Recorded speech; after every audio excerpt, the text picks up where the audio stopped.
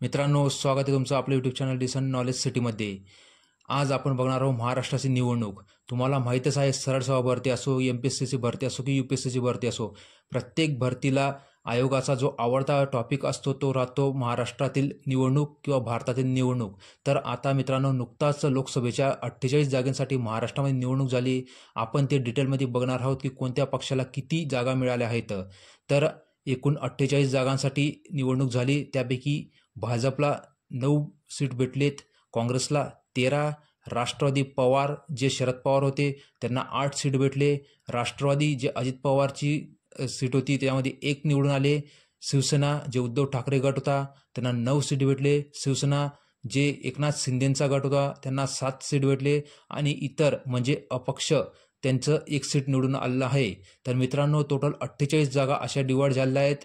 त्यामध्येच आपण बघितलं तर या महायुतीला टोटल 17 जागा मिळाल्या आहेत, तर महाविकास आघाडी यांना 30 जागा मिळाल्या आहेत आणि बहुजन वंचित आघाडीकडून एकही सीट निवडून आलेलं नाही। तसंच अपक्ष आपण बघितलेलं आहे की 1 सीट अपक्षासाठी होती।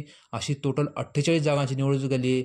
मित्रांनो, तुम्हाला एक्झाममध्ये प्रश्न येऊ शकतो की महाराष्ट्राच्या लोकसभेला किती जागा आहेत, किंवा भाजपने 9 जागा जिंकल्या, काँग्रेसने 13 जागा जिंकल्या, म्हणजे असं तुम्हाला ऑब्जेक्टिव्हमध्ये सुद्धा प्रश्न येऊ शकतो। आणि मित्रांनो, तुम्ही लक्षात ठेवायला पाहिजे की महायुतीने 17 जागा जिंकलेल्या आहेत, तर महाविकास आघाडी 30 जागा जिंकल्या आहेत। आणि तुम्ही बघू शकता की या ठिकाणी जो झुकाव आहे महाराष्ट्रामध्ये तो महाविकास आघाडीकडेच आहे। तर मित्रांनो, तुम्हाला माहितीच आहे की एक्झाम ओरिएंटेड प्रश्न आहे ते, तर आपण चालू घडामोडी म्हणून या टॉपिककडे बघू शकतो आणि राज्यघटनेला सुद्धा ते रिलेटिव्ह करून राज्यघटनेवर हा प्रश्न टाकू शकतात। तर मित्रांनो, ही लोकसभाची निवडणूक आपल्यासाठी अत्यंत उपयोगी आहे। आपण याचा बारकाईने अभ्यास करायला हवा। असं जसं आपण महाराष्ट्राचं बघितलं तसं पूर्ण भारताचा सुद्धा आपण बघायला पाहिजे की कुठं किती जागा होत्या। आपल्याला माहितीच आहे भारतामध्ये टोटल 543 जागा आहे, 545 राहता, पण 2 अँग्लो इंडियनसाठी नेमणूक केली राहते राष्ट्रपतींमार्फत। तसंच महाराष्ट्रामध्ये 48 जागा आहेत।